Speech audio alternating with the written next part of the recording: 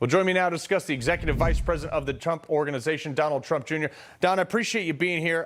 How's your father doing, first off?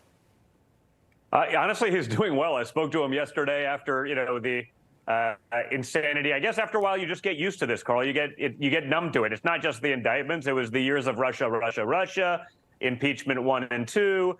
They impeached Trump for asking about what Joe Biden actually did.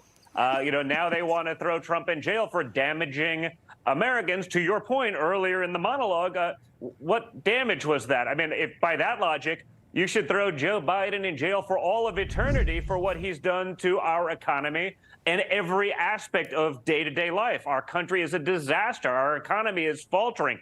Interest rates are through the roof. Energy independence is gone. Banks are going down because, we don't have bankers on America boards was just anymore. downgraded. We have improv actors because that's what the woke corporate culture and those who control our government want and deem responsible. Rather than having someone who knows something about anything, we need people who check boxes. And so, to the American people, I think they get it. They see what's happening. They're fed up. They understand this level. The reason you had yesterday, another way, they see Trump climbing in the polls. Beyond the coincidence that every time, the first one was back in June, they link Joe Biden to $10 million Burisma bribery scheme. Next day, Mar-a-Lago indictment. Then you have the Hunter Biden sweetheart deal 2 weeks ago that magically absolves him of any and all other crimes, including the stuff that has nothing to do with what they were charging him with, of which he was getting away with murder. Just ask any of the people that have been actually in a similar situation for tax evasion or felony gun possession. Minor details. The judge throws out, next day, we're going to add more charges. Now we're at 460 years in jail for Trump. Now, Trump is a vibrant, energetic man, but 460 years seems like a long time.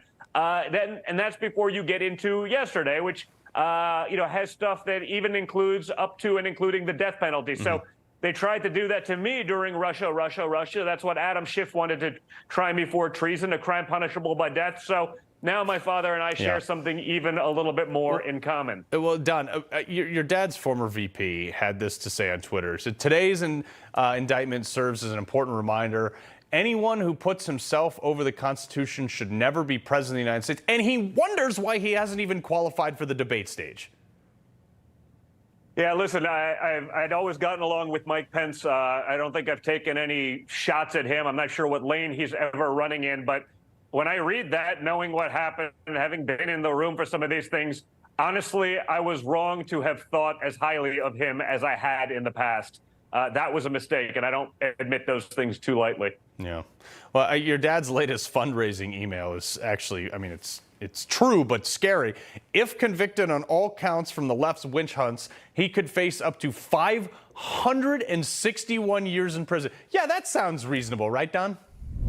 Yeah, listen, I know that, the bigger than Watergate crowd, Carl, the people that every time Trump sent a tweet, it was bigger than Watergate, the corruption, they're strangely silent on our president being linked directly to nefarious parties, our enemies all over the world, whether that's China, certainly Ukraine. We're sending $130 billion over there, plus whatever the Pentagon lost that also end up there, plus the other $6 billion unaccounted for last week. It never ends. But are we making those decisions because these people over there have more information on Joe and Hunter? Given what they've said publicly, given everything that we've seen, you'd think that if we were on the brink of war with a nuclear superpower like Russia, who happens to have more nuclear warheads than us, a mere 6,000 and change, you'd think someone would even ask that question.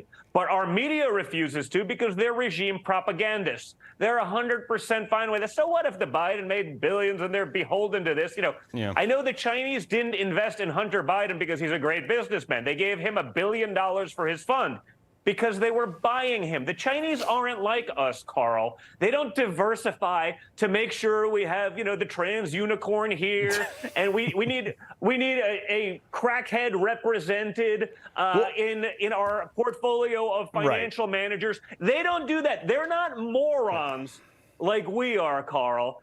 They only give people money if they're going to get something out of them, and the return on investment that they've made investing in crackhead Hunter Biden has been one of the greatest returns in the history of business, because it allows Joe Biden and forces Joe Biden to put America last and China first at every turn. So the Where's Watergate crowd, I'm wondering why they're silent and why they're incapable of asking these basic questions, because what we see going on each and every day, not even in the sum, but in the individual things, makes Watergate look like kindergarten. Yeah. But they're quiet because we know why.